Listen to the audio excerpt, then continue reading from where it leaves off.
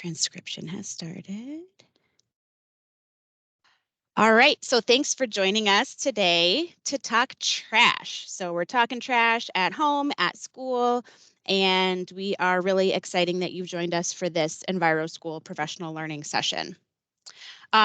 Just a little bit of background on EGLE for those of you who are new to us. Our mission is to protect Michigan's environment and public health by managing air, water, land, and energy resources. We are a state agency, and our job is to limit pollutants. So this is the regulatory piece that a lot of people think of when they think of our work. We inspect facilities, we enforce regulations, we do a lot of monitoring of air, land, and water quality, investigating emergencies, but we also, like we're doing now, do a lot of outreach, technical assistance, and financial assistance to the community because we know that this work of taking care of Michigan's environment requires all of us. You probably don't care too much about our org chart, but I did want to throw this up just for a minute so that you could see kind of how we're organized. So we have the light blue are our 6 program divisions, and these are where the staff are coming from who are giving these EnviroSchool presentations for you. So we have had presentations so far in September from Drinking Water and Environmental Health Division, in October from our Water Resources Division, in November from our Oil, Gas, and Minerals Division, and then today we have some friends from our Materials Management Division. And this is a huge division that does a lot of different work, and you will hear from other people in this division over the next couple of months as well on different topics like climate, like on radioactive materials and composting and some other cool things. So stay tuned for that. This educator series is a new effort from EGLE, from our EGLE Classroom Environmental Education Program. We developed it for a number of reasons. One, to help support our Michigan educators as they teach about the environment with resources and tools that they can take back to their classrooms. We are offering a sketch credit for this, 1.5 sketch credits. So you'll get at the end of the presentation today an exit ticket to fill out that you'll input your sketch ticket and some evaluation information if you want to get those credits. Second, we want to make sure that our educators have access to the professionals in the field so that they can ask any questions that they have about the environment or how it's managed and really get right to the source of those questions. And then, like I said, we want to advance our mission of protecting the environment and public health using environmental education as a tool and giving you, like I said, access to our professionals who can help you do that work better as educators. So really appreciate you being here. I mentioned this at the beginning. This is our first event using the Teams platform. So if you have any trouble or bumps along the way, I hope you bear with us. And we have some of our outreach team on here to help if there are any questions. And just once again, at this point in the presentation, we are recording. So you might want to turn your camera off if you don't want your face on there. Otherwise, you might make it onto our YouTube channel. So I am going to kick it off with an inspirational video from one of our very amazing EGLE staffers who you all probably know her work very well, but you've probably never actually gotten to meet her. So Katrina Robinson is EGLE's media production specialist, and she is the genius behind all of our wonderful videos. And she's going to share some tips around wrapping paper to get us in the holiday spirit and showcase some of our short sustainability videos. So this is just one minute.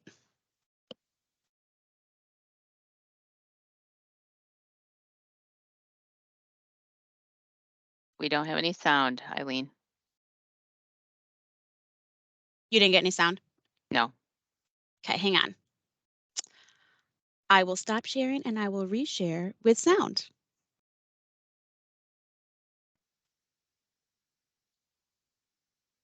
Okay. Are you seeing her again? Yep. Good. These shorts. Better? We all know that paper can be recycled. Oh, sorry, I clicked wrong. But what about wrapping paper? Well, depending on the type that you use, the answer could be yes or no. If the wrapping paper that you choose to use has metal foil, glitter, or is covered in ribbons and bows, then you're going to need to remove those before you put them in the recycling bin.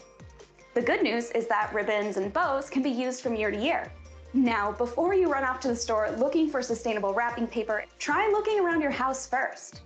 Lunch bags, old newspapers, maps, books, just any kinds of paper that you'd normally put in the recycling bin can be upcycled into beautiful wrapping or tissue paper. And don't be afraid to think outside of the box. Literally, think about inside the bag. Gift bags are so easy to store, and they can be reused from year to year. Whatever holiday you celebrate, and however you celebrate it, we want to thank you for doing so responsibly. We'll see you next time on Sustainability Shorts. Bye!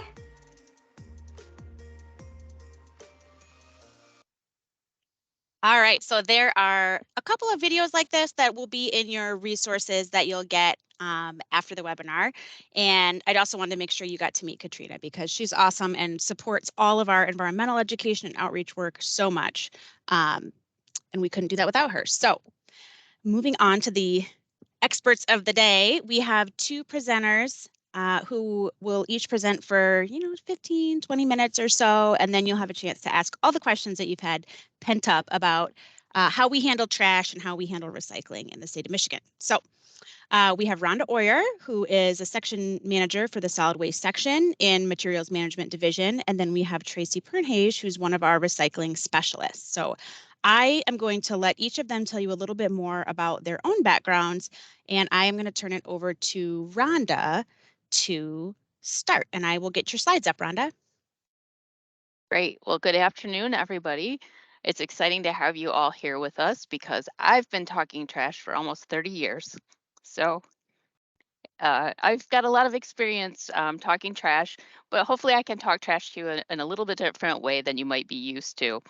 And that's where we'd like to talk to you more about sustainable materials management. So most people, when they think about trash, think about the stuff that they put out at the curb.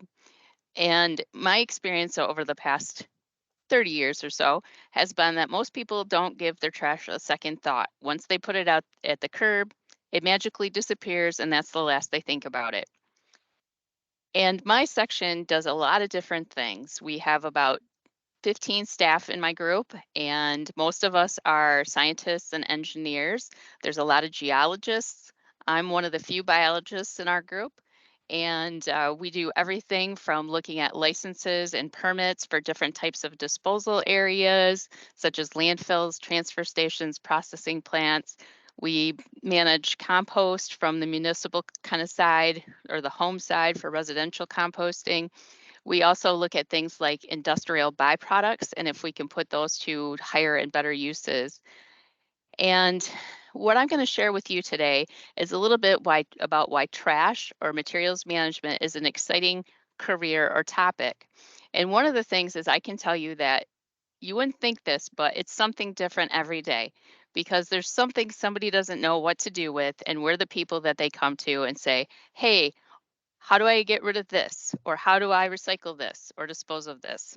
So my group does license and permit landfills for one thing. And Eileen, if you could go to the next slide, please. So where does the trash that you put at the curb actually go? Well, normally your trash or solid waste goes to a permitted and licensed disposal area for proper transfer, processing, or disposal. And I'm doing this at a very, very high level because the statute that regulates where your trash goes is called Part 115, or the Solid Waste Management portion of the Natural Resources and Environmental Protection Act of 1994 as amended. And that has been in place for about 40 years. So this has been normally where our trash or solid waste goes. There are definitions of what solid waste is and what it isn't included in the statute. And then there's also definitions of what are considered different disposal areas and the requirements for those disposal areas to get construction permits, certify the construction once the facility has been constructed, obtain an operating license, and meet the requirements of what is known as a county solid waste management plan. So each county has a solid waste management plan that has to provide for disposal capacity for the trash that they produce. And then you might also think about, where does your yard waste go? Some communities pick up yard waste that gets put out in the curb in compostable bags, or they pick it up in a vacuum truck if they collect leaves in the fall. And normally that material gets composted at a registered composting facility. And then your yard waste or I'm sorry, your yard clippings are actually defined in statute as anything that's like grass clippings, leaves, small branches that are less than 4 feet in length and 2 inches in diameter. And those are not allowed to go to a landfill, which is why they generally go to a registered composting facility. But if those materials are diseased or infected or they're an invasive species, they can go to a landfill because that is one of the exemptions in statute for yard clippings. And then your recycling, so when you put out your recycling bin, that usually goes to what's called a materials recovery facility, which currently is not regulated under Part 115. They're exempted from 115 because they're site or source separated materials. Next slide, please. So where does our trash go? And how much trash do we produce? That's generally one of the questions we get. And each year, landfills have to report the amount of waste that they take. And last year, which is the last year that we have data for right now, we're currently in the process of compiling the 2022 data. We just have, I think, one more facility that we're waiting on some information from. But as you can see, we disposed of over 51 million cubic yards of waste in Michigan landfills. And that was actually down a little bit, about 3% from 2020. So we produce a lot of trash. And one thing I didn't really mention is in terms of my credentials, I have a Bachelor of Science degree from Michigan State University in biology. And then I just recently completed my master's program through Miami University down in Oxford, Ohio. And they have a program that's called the Advanced Inquiry Program. A lot of my cohort mates were teachers doing continuing education. So it was an interesting experience for me because there's people from all different types of programs and different job backgrounds. And it was focused a lot on doing outreach and education type activities. So a lot of what I get asked about in my job is, so what does happen when I put my waste out at the curb? And where does it go? And how do landfills work? So I worked a little bit, and this is really my attempt during COVID to put together a video. And Katrina, who you saw at the very beginning, and I had worked a little bit on this whole concept if we wanted to do a Talking Trash series where we did a bunch of interviews, like kind of in a talk show format, for talking about different waste materials and how they get managed and really what happens to them since they don't just disappear magically off your curb. And this is what we were able to put together during COVID as part of my master's degree program. So if you want to go ahead, Eileen, and kind of play this video. And Okay. So just FYI, this video is, I think it's 8 minutes long or so. It's basically Rhonda's whole Talking Trash presentation for you. And it's really fun how she set it up. So I'm talking to my trash can in my yard, no less. Yeah. Is the sound okay? Yep, sounds good. Hi, and welcome to the first ever episode of Talking Trash, the only government program that's about, well, trash. I'm your host, Rhonda Oyer, and I'm the Solid Waste Section Manager at the Michigan Department of Environment, Great Lakes, and Energy. And what that means is I talk trash each and every day. Now, you're probably used to a certain kind of trash talk, but as a waste expert for the state of Michigan, I'm here to share with you all the dirty details about composting, recycling, landfills, and much more. There's a lot more to waste than what you put in your trash can. But what a great place to start. Did you know that the garbage truck that picks up the trash can hold 12 to 14 tons of waste? That means it can visit almost 800 houses before it has to unload. A lot of people imagine that the trash that they put in their trash can is dumped into a giant hole in the ground where the junk piles up to the sky, and I can understand why. That's the way things used to be a long time ago, but things are much different now. So where does the garbage truck take the waste when they pick it up at our curb? To the landfill, of course. There's several different kinds of landfills, but the one that takes the trash that you put at the curb is called a municipal solid waste landfill or type 2 landfill in Michigan. When the truck is full, it goes to the landfill where it drives onto a scale to be weighed before it is directed to an open area of the landfill known as a cell where it dumps or tips the waste into the hole. And that's when a 100,000-pound machine with spiked wheels drives over the waste, smashing and compacting it down so that it takes up a lot less space.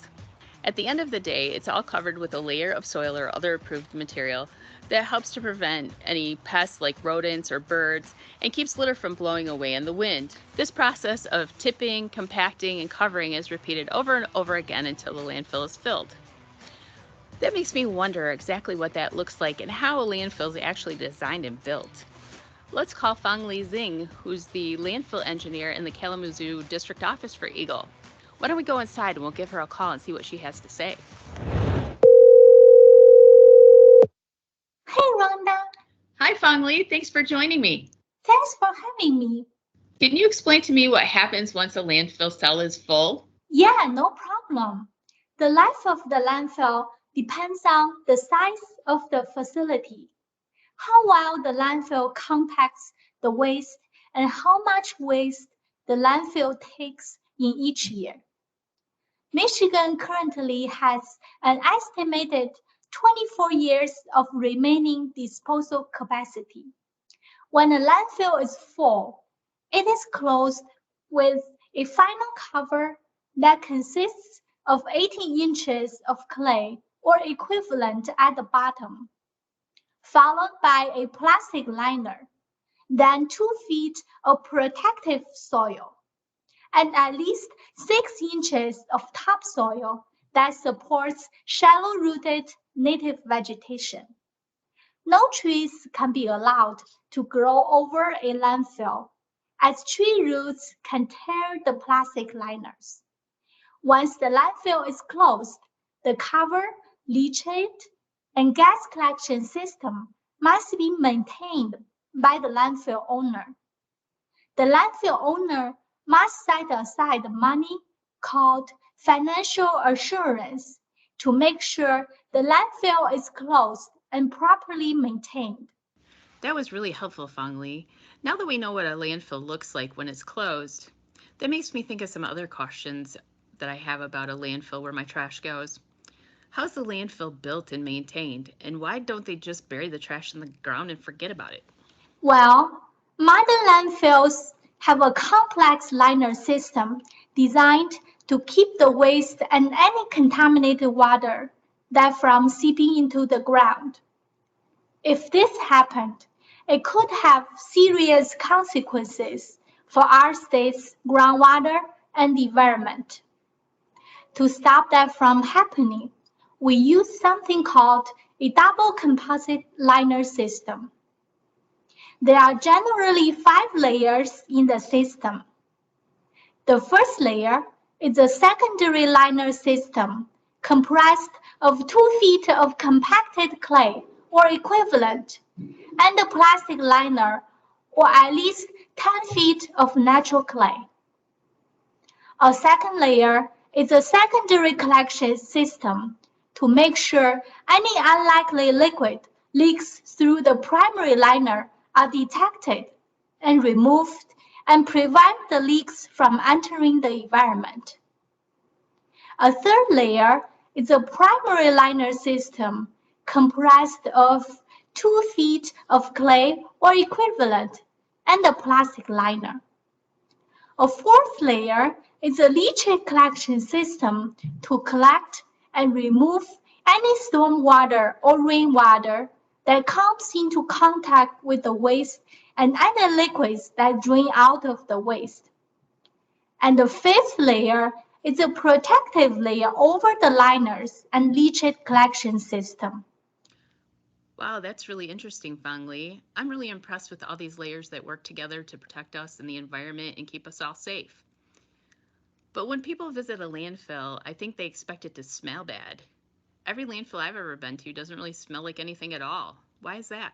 Oh yeah, that smell is called methane gas. And that's happened when bacteria breaks down our waste. But landfills are also designed with a system that collects the methane gas that is produced. This is important because methane can burn or explode if it builds up, or gas can migrate underground off-site. This gas can be passively vented or burnt through a flare, or it can be actively collected and used to produce electricity. Pretty cool, right? I appreciate you being the first guest waste warrior on Talking Trash. Thanks so much. You're so welcome, Rhonda. I had such a good time. See you later. Bye, Rhonda. Thanks to Feng Li's excellent help as our guest waste warrior, we now know what a modern landfill is really like and that it's a safe and effective way to dispose of our trash. Often the problem of what to do with our waste is just an afterthought. We don't think about it until we've already generated the waste. People are disposing of more and more materials, things like paper and plastic, food waste and organics. That's expected to at least double by the year 2025. There has to be a better way, right? And there is. It's called sustainable materials management. So the next time that you are thinking about throwing something in the landfill, think about the 4 R's. Things like reduce, reuse, recycle, and recover, and find a better and more sustainable way to deal with your materials. I really appreciate you joining me today, and if you have any comments or questions or feedback, I'd love to hear from you. So leave me a comment below. In the meantime, thanks so much for joining us, and we'll see you on the next episode of Talking Trash.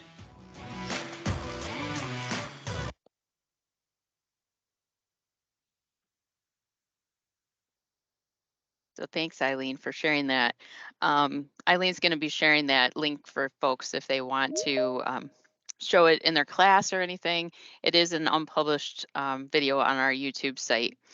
And we also have a number of brand new, just published resources that Eileen's also going to be sharing with you on our waste webpage. So now that you've seen that we've generated a lot of waste materials and they go to landfills, what is the future of our materials management look like? We're currently working on changing our long-term focus, which has been on safe long-term disposal capacity for the state. And as you noticed in the video, we do have about 24 years of remaining landfill disposal capacity in the state of Michigan. So we've done a good job over the last 40 years of providing for disposal capacity, but we know that we need to shift to more of this sustainable materials management system that includes things like recycling, utilization, looking more at sustainability, and promoting more cradle-to-cradle manufacturing. And one of the things we're doing right now is actually, it's in the legislature right now. It's actually in the Senate Regulatory Reform Committee. We have a package of 8 bills that would help to make this policy shift going forward. And that's going to hopefully make us shift to looking for these better end of life materials management opportunities that are out there. So EGLE's efforts include developing stronger measurement and reporting of materials at different management facilities, market development projects to strengthen our circular economy. And some of you are probably familiar with the Recycling Raccoons, which is our statewide education campaign to increase the quality of the materials that are getting recycled and also to promote better access to recycling for all people in the state of Michigan. And these changes will make that fundamental policy shift if they do go through the legislature. And hopefully we'll know something by the end of the week where those are going. This is really important because back in 1976, when we passed our bottle bill, you know, the 10-cent deposit that you pay on carbonated beverages, we were considered a real leader in the realm of recycling and litter prevention and sustainability. But a lot of people have passed us up in the last 40 years. So we're hoping to put ourselves into a position to be a leader once again in more sustainable management of materials. One of the things I'd like to just say too, as part of my master's degree program, I had to do what's called a life change project. And my project was basically focusing on reducing the amount of trash and recycling that I produced. So I was looking at just, you know, reducing what I got rid of overall. And one of the things that Katrina said in her initial video that resonated with me and was part of my project is I started to shop my house first, looking at what food did I have in my cabinets or in my refrigerator or in my freezer before I went to the grocery store, so I wouldn't buy things that I didn't need and end up wasting food, or even looking at how much I was ordering online from Amazon during the pandemic, and trying to cut back on what I was ordering. If I didn't need it, I didn't buy it. So what it did end up doing for me was it did reduce the amount of trash I produced because I was buying things in larger bulk containers and putting them in my own reusable containers, and also, saving myself money. I didn't spend money on things I didn't need. So when you think about this holiday season, if you're looking, you know, like for wrapping materials or ways to provide different packaging for things that you're going to give as gifts. Consider recycling things that you already have, or even shopping your house if you might have some items that you're not using that you could give as gifts. So there's a lot of ways to change things. And my colleague Tracy is going to talk a little bit more about things from her perspective, which she's one of our recycling specialists in our sustainability section, and she's going to talk a little bit more about what else you can do to reduce your trash. Thanks so much, Rhonda. So I'm going to quit sharing yours and let Tracy get her screen set up. One quick question, Rhonda, while Tracy gets her set up. There's a couple questions in the chat that we'll go out and talk about later. But one question I wanted to quickly ask, because it's kind of a quick one, is this question about how leachate is handled. So when they collect that leachate, what do they do with it? There's a couple different ways leachate is handled. A lot of landfills, they actually pump and haul the material, so they would send it to a tank on their property, and then they would have a truck come and pick that up and take it to a wastewater treatment facility. That's one way. Another way is they might discharge it directly to a wastewater treatment system, either on their own property or a municipal system. And one of the more recent developments is some landfills are actually doing what's called deep well injection, particularly if they know that they have PFAS contamination at their facility, because it's relatively hard to treat. There are some treatment options, but they might actually discharge into a deep injection well on their own property. So hopefully that helps answer that question a little bit. Yeah, that's great. Thank you.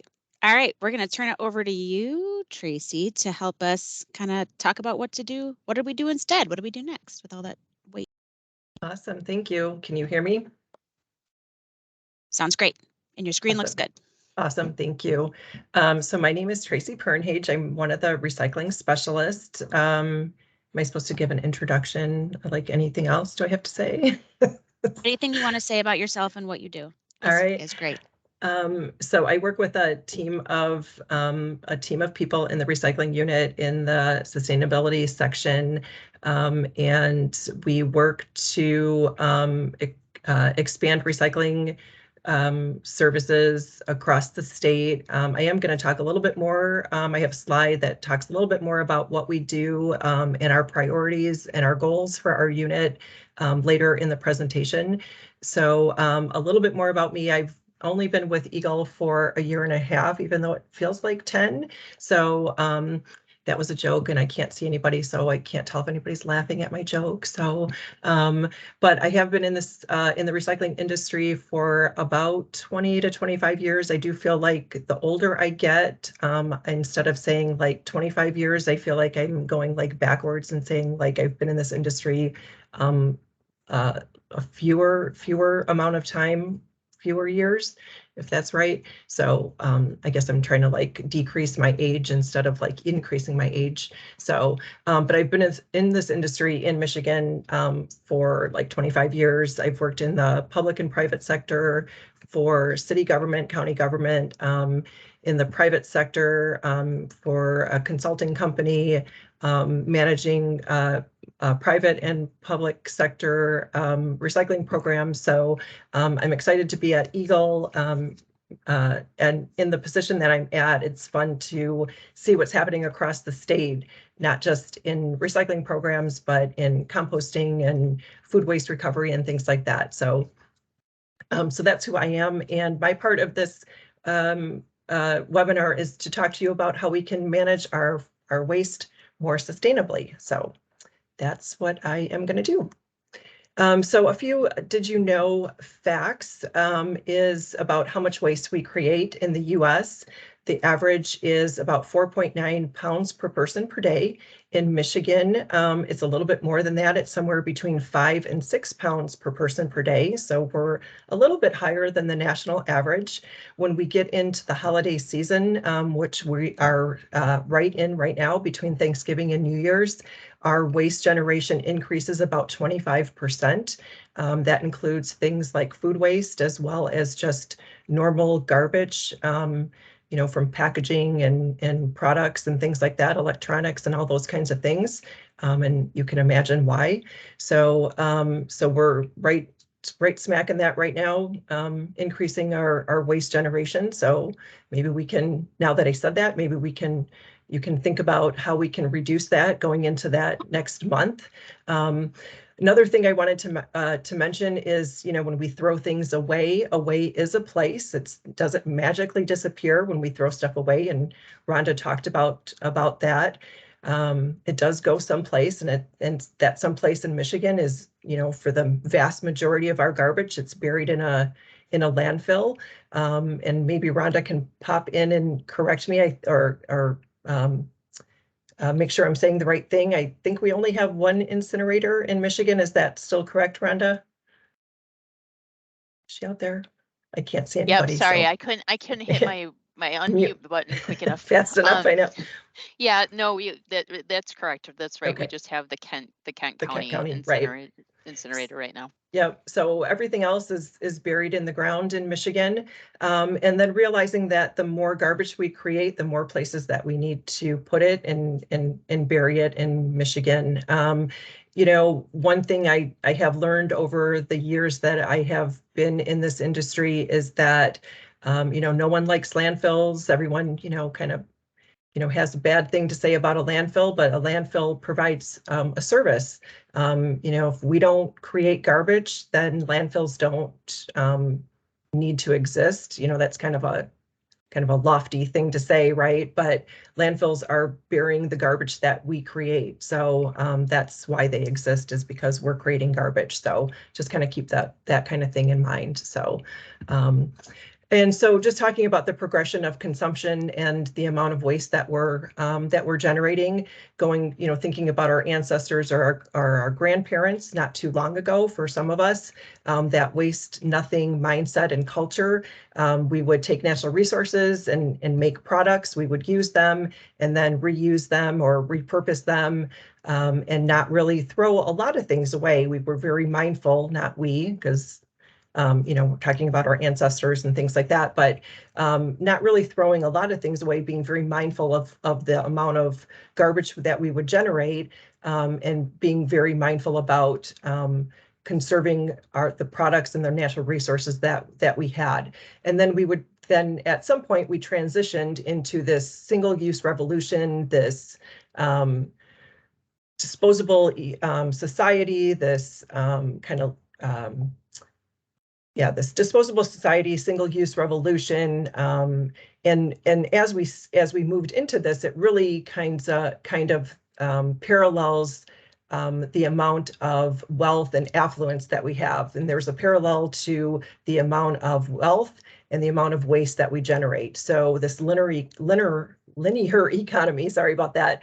We take natural resources, we make products, we use them, and we dispose of them. So if you think about the amount of products and the waste that we generate, you think about all of the disposable products that we have, whether it's, you know, disposable straws, disposable utensils, paper plates, all those kinds of things. But that also translates also into, think about our electronics, our cell phones, our appliances. A lot of those things have been made to be kind of single use, right? Not really repairable. If our TVs you know, break, we they aren't really designed to be repairable. We throw them away. We buy a new one. We have transitioned into this idea of a circular economy for several different reasons. One being that the world population is, 8 billion, and our environment, our natural resources, our planet really can't continue to support the consumption mindset that we have. And so now we're transitioning into the circular economy where we take natural resources, we make products, we use those products, and now we're going back into recycling, repairing products,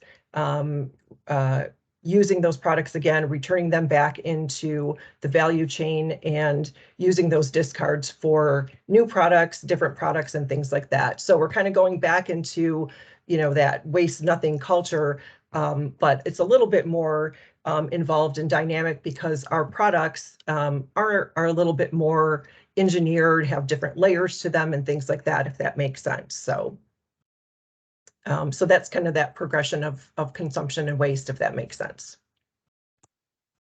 Rhonda talked about the sustainable materials management. This is a hierarchy that EGLE has, similar to EPA's hierarchy of solid waste hierarchy. And we're going to talk about most of these, not all of them, but the reduce, reuse, repurpose, recycle, recover, landfill. Again, it goes from the most preferred to the least preferred method of how we handle the materials that we have, the discards that we have. And then again, I just want to go back. This is again, Rhonda talked about if the changes to Part 115 pass. This is what we're going to be looking for in terms of how we need to handle our materials. Again, for the sustainable materials management, what's better for our environment, and better use of higher and better use for what we do with our materials. Waste reduction, reduce. Top of the list, it's don't create the waste in the first place. And how do we do this? This is really just about making different choices. It's making a lifestyle change where we live, work, and play. It's landfilling less. It's creating less pollution, fewer resources, and less energy just by not creating waste in the first place. Again, making different choices. Saying no to disposable items, right? Don't use a straw. Don't use single serving dishes or cups or utensils. I love the picture in the middle. One of my very best friends does this all the time, is, going out to a restaurant, take your own container with you to bring leftovers home with. So not only are you saving food, right? You're not creating food waste. You're bringing your leftovers home. So you're taking your food with you. You're not disposing of food waste. And then you're not taking a polystyrene container or even a paper container from the store. You're using your own food container from home and bringing that home with you. And then the other picture on the left, a little holiday picture for you, is that one is supposed to be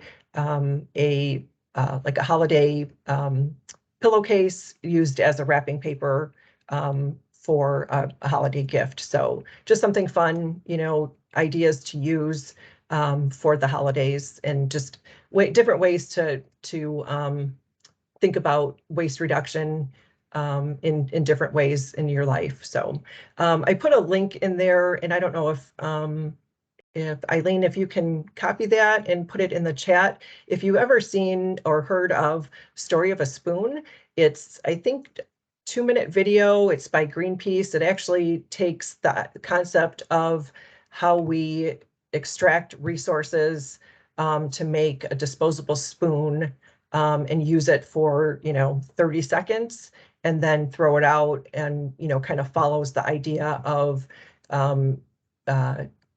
disposable natural resources, and using natural resources for something that's that we use for 30 seconds and then ends up in a landfill that won't decompose for, I don't know, 400 years or so, depending on what the item is. So so it's a really interesting take on a video, or interesting take on natural resources and disposable items. So I don't know if you can pop that in there, or Eileen might be sharing the slides after this. So just kind of an interesting little video for you to watch. So I just dropped it in the chat, and then it'll be in awesome. our follow-up. I'll send a whole document with all of our links in it as a follow-up as well.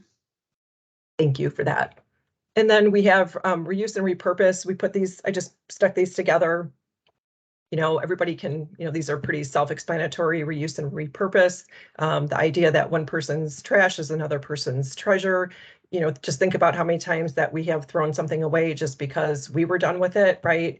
You know, we've all been in those situations where we're just, you know, in a hurry to clean something out and we're just getting rid of it. We don't, you know, there's nothing wrong with it. We just want to hurry up and get, you know, clean out our house or our garage.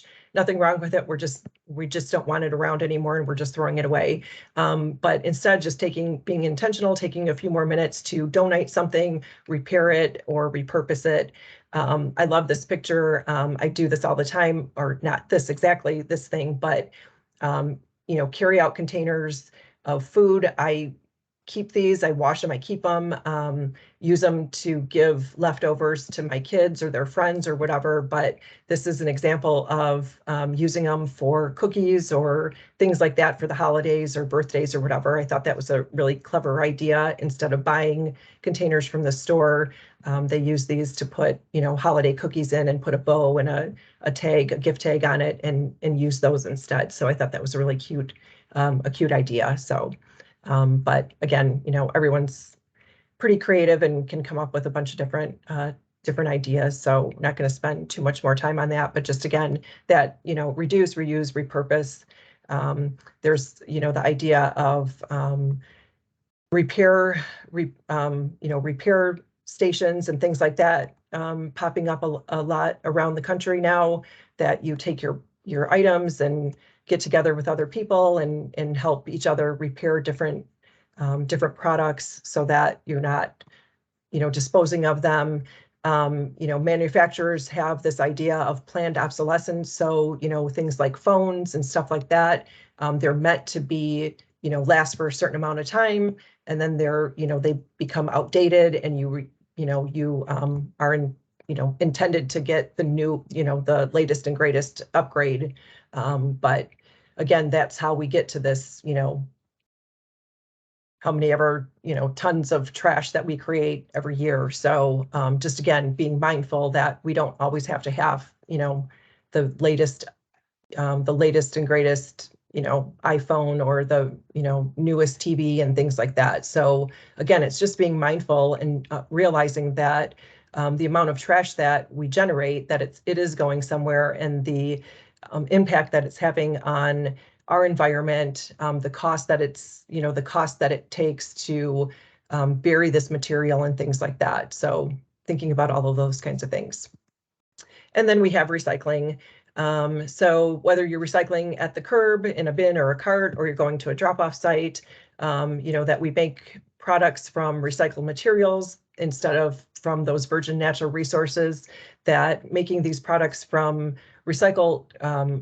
making new products from recycled materials always takes fewer natural resources, but it takes fewer fossil fuels, requires less energy, contributes to fewer greenhouse gas emissions and things like that. So it's usually the better choice than making products from virgin natural resources. I stuck this picture in here because plastic is kind of cool when it's recycled. It's just fun to see that there's a clear plastic bottle, a number one plastic bottle. When those are recycled, they're shredded and washed.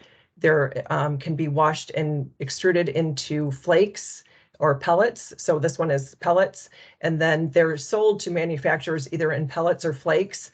And so in this case, there's little pellets. That's what's in the middle of that blue picture. And then in this case, they're made into like Lego bricks. And so that's just kind of cool. I like to, you know, show those kinds of things. So,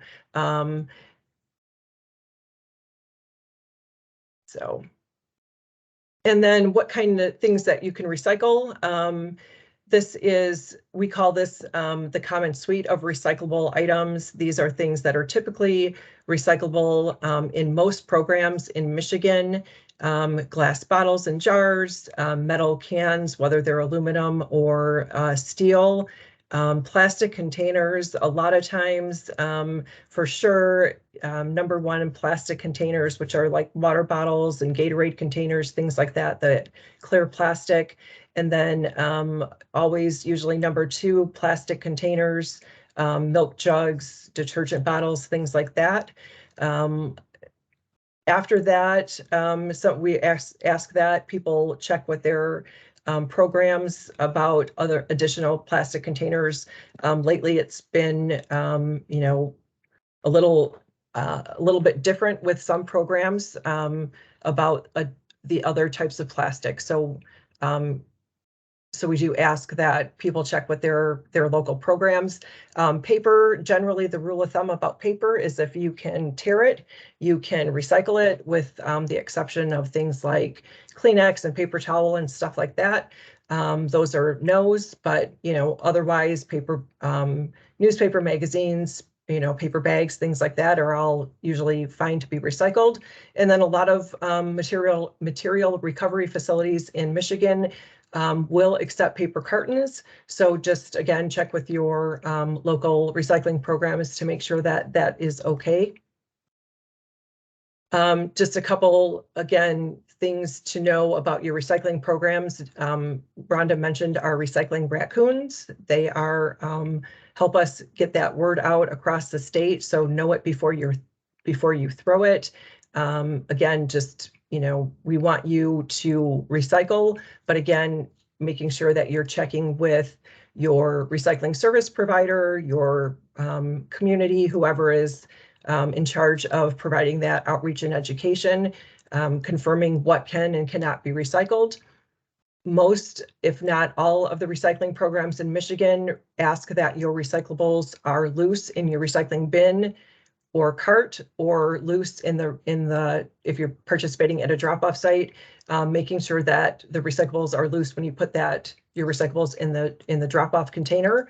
So no bags, and the reason for that is that the bags for safety at the material recovery facility, and then just making sure that there's nothing, you know, that can't be recycled in those bags. So, and then the last one down on that in that picture on that page is, or on that slide, is to not do any wishful recycling. So again, just making sure that you know what you're recycling is actually what can be recycled. So just because you're hoping that something can be recycled doesn't mean that it actually can be recycled. So, you know, just because you might want that plastic disposable spoon to be recycled doesn't mean that it actually can be. So just making sure, again, to check the rules of your local recycling program is what we tell people.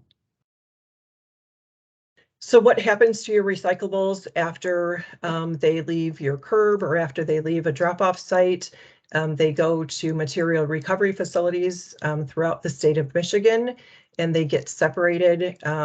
That's the reason that they go to those facilities. They go to those facilities to get separated by material type. So they work to get separated by, you know, cardboard, mixed paper, steel, aluminum, number one plastic, number two plastic, and so forth. So, and those facilities are highly mechanized, lots of equipment, lots of people working there to do the job to separate all of those, all of the recyclables that are in your containers. And these are just some pictures of the equipment that you could see at those facilities.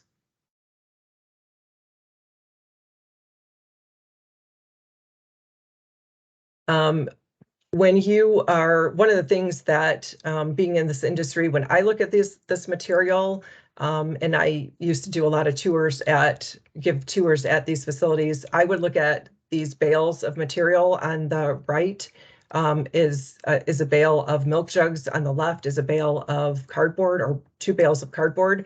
I would look at these and say that these are resources or commodities.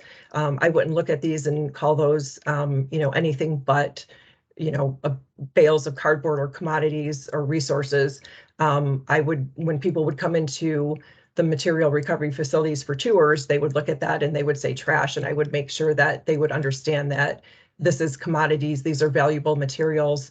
They have an economic value and they have an environmental value. These materials are going to be used to make new products. They're going to be used to make new products in place of natural resources. So we make sure that when people see these types of materials, that they understand that they have value to them. So looking at these, we just want people to understand that there's value to that, again, economic and environmental, because they are going to be replacing natural resources to make products that we, again, are going to use. One of the benefits of recycling, again, is to replace natural resources in the production of new products. When we look at throwing things away, think about how long things last in a landfill. Landfills are designed to keep out, sunlight, air, and water. That's how they work. And so when we put things in a landfill, things in a landfill last a very long time, even, banana peels, paper bags, things like that. But when we start looking at plastic bags and metal cans, it's even longer. And so I look at a list like this and I look at, wasting resources by putting, plastic and metal cans in a resource or in a landfill instead of being able to use those to make new products. So I said earlier about the EGLE Recycling Unit. I work with a team of co-workers. Our priorities for our recycling unit are to increase access and participation in recycling opportunities across the state. We, with the help of contractors and our recycling raccoons, which are not real recycling raccoons, they're not real raccoons. We do get questions if we feed the raccoons and things like that, but they are not real. They are costumes and things like that, people in costumes. So we, with the help of the campaign and the raccoons and contractors, we help to inform residents and businesses on how, where, and why to recycle. We use diversity, equity, and inclusion, an approach to expand recycling in communities. We are training recycling professionals or working on new training modules for professionals. We are working to improve quality of recycled materials. So, again, I talked about those materials being commodities. So the cleaner, the more quality commodities that we have, the more valuable those are. We want to grow markets for recycled materials so that your recyclables are staying in Michigan to be manufactured into new products. Expanding recycling infrastructure, so we have more programs, more infrastructure to handle recyclables in Michigan.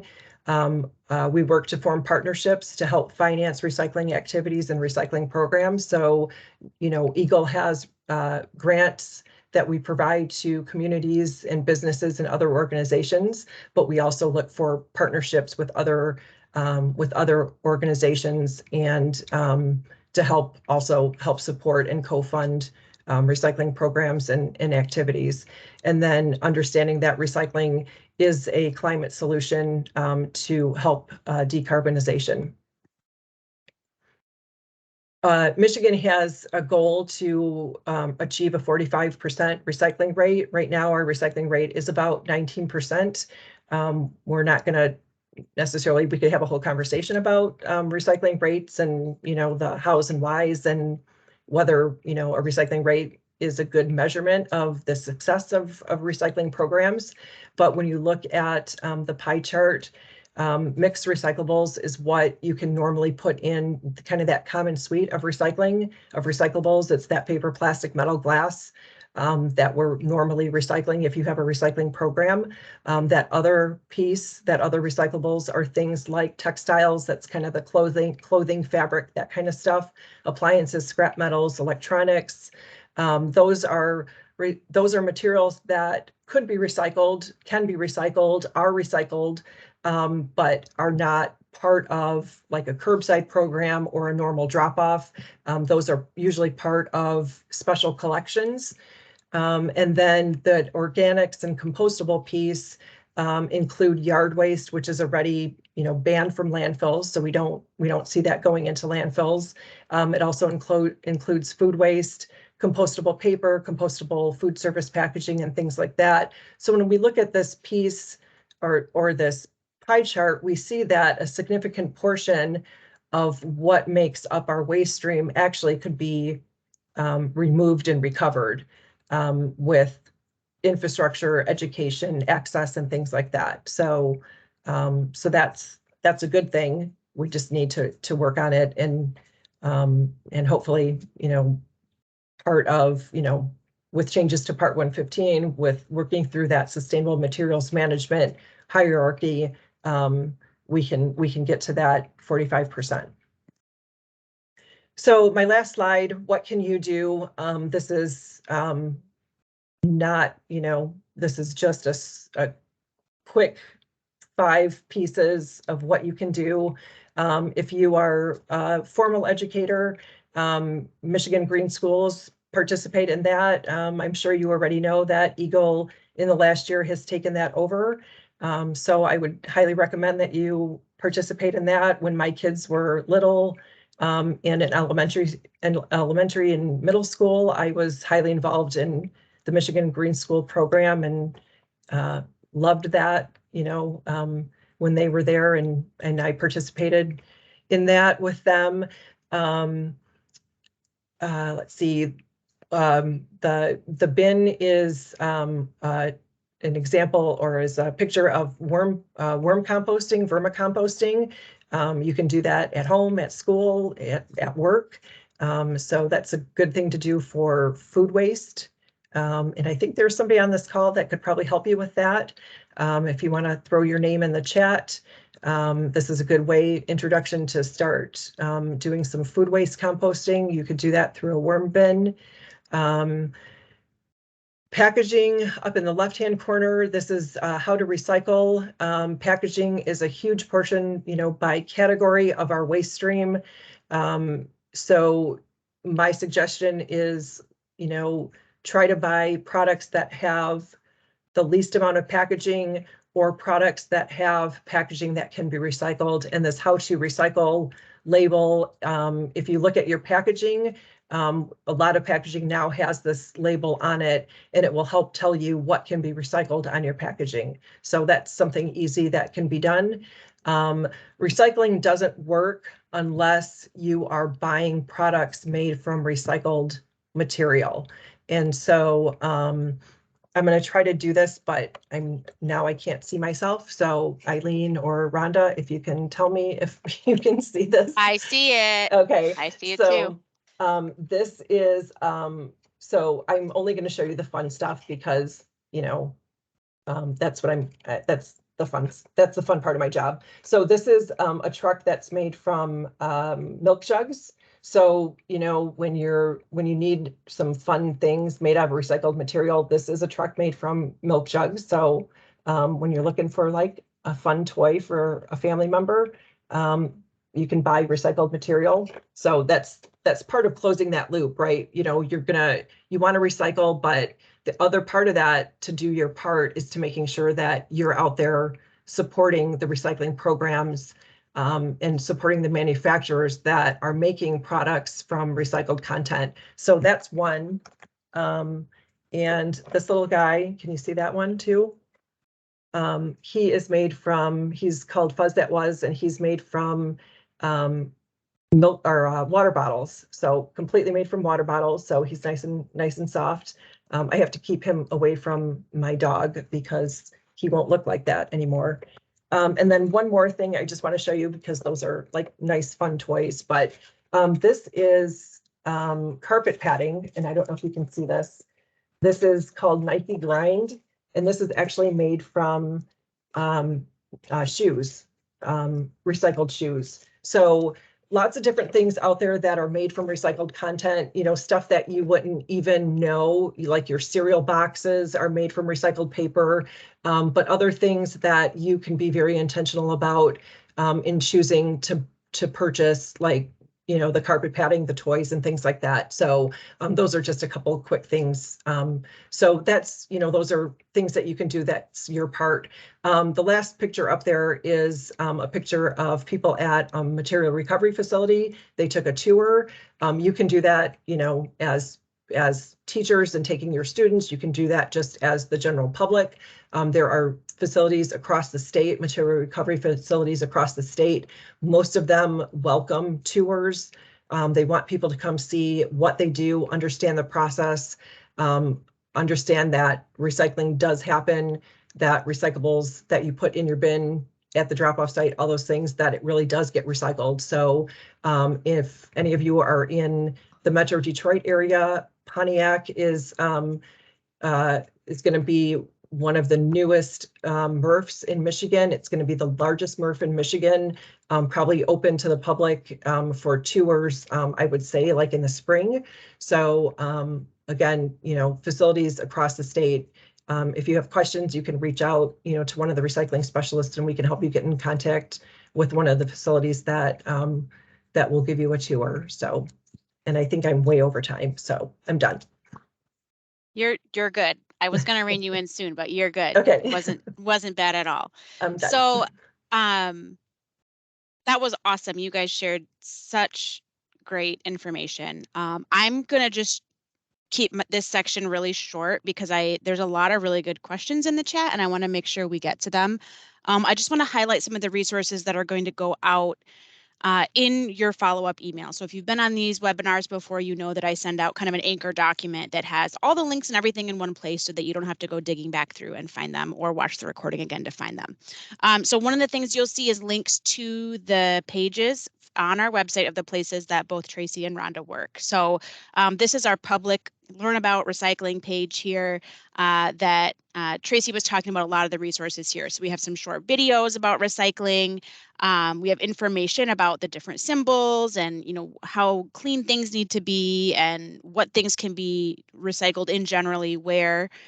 And then a lot of frequently asked questions. So where you can find out more information, what is that wishful recycling, and how can we avoid it? And then you can squad. And then we have a whole page dedicated to food waste resources. And if you're interested in food waste and composting, we're going to be talking about that again in April on this webinar series. And then somebody had asked in the chat about, or mentioned, I think Caitlin had mentioned in the chat about there's some items that you might not be able to put in your bin but are recyclable, and how do you find those places where you can recycle those sort of different kinds of items? And that's what this recycling directory is intended to be. It's kind of a work in progress and we're always trying to hope to update it, but you can also contact your local recycling center as well for that information. And then when we're looking at solid waste, which Rhonda was talking about, we have this is our page on the website here. So the recycling page is michigan.gov/EGLE recycling. And then this page is michigan.gov/solid waste is the shortcut to it. And there's some really cool things on here that I just quickly want to show you. I'm not going to go through them in detail, but I want you to know that they're there. So one thing that's very awesome is that Rhonda's video, which, you know, really went through that whole process of how a landfill works, is also just today published as a story map. And so when you come to this page, you click on this story map, you get this really cool interactive resource to show you, to go through that whole how landfills work process.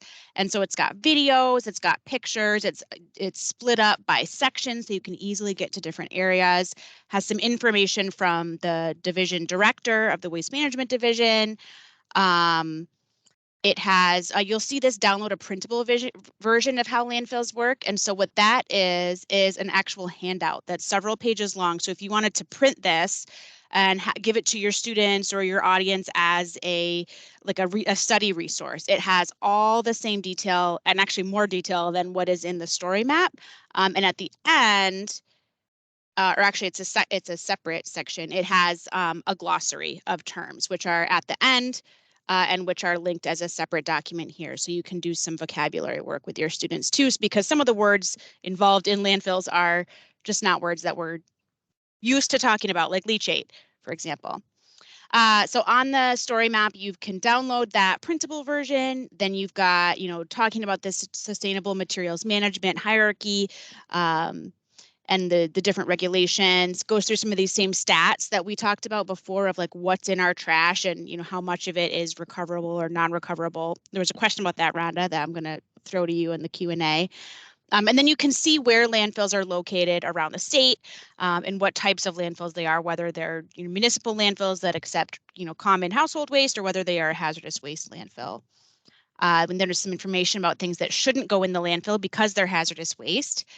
We didn't get into this today, but some of the really cool ways that we can, divert waste from landfills is especially with deconstruction, with construction waste. So when we're taking buildings or things down, how do we? And that was how do we use them? That was my master's project, actually, was the deconstruction I story. helped create this one too. These videos are really cool, so I highly recommend those for sure.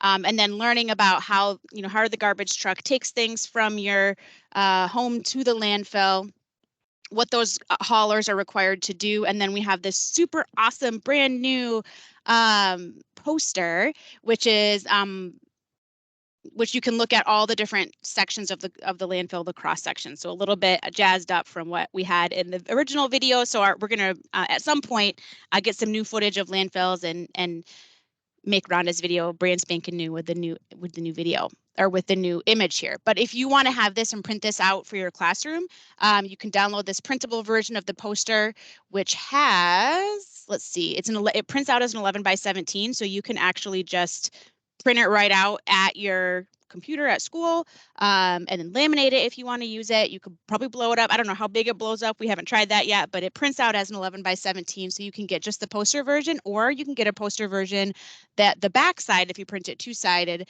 would have that glossary of terms on it. So you can use that with your education programs there. So there's those resources that are really cool. They're all going to be sent to you in a follow-up email with all of the links and everything you need to get them.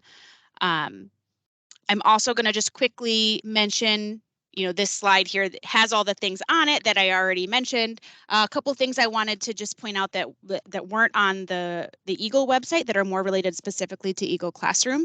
One of them is our lending station, which I like to promote every time we're out here. But one of the models that's really cool, a lot of you are familiar with those EnviroScape models that look at watersheds and water quality, but not everybody is aware that there's a really cool EnviroScape model for waste management that really demonstrates how a modern landfill works and why it's better than sort of the old style dump that could really pollute groundwater and cause some other problems. So that's a really fun resource. That's what that picture is.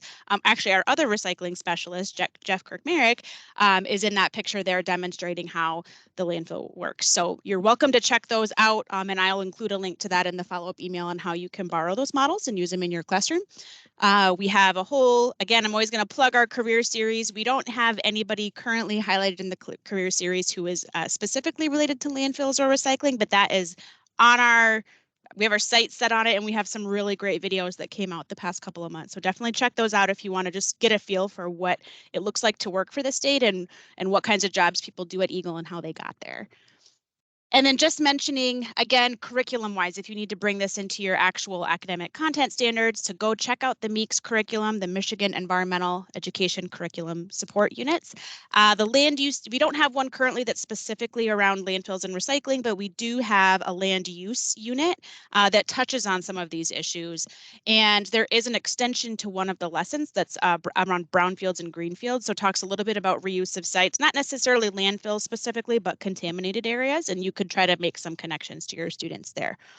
And if you're interested in MEECS, we do have some updates to the water quality, ecosystems, and biodiversity and climate change units that are going to be rolled out this spring.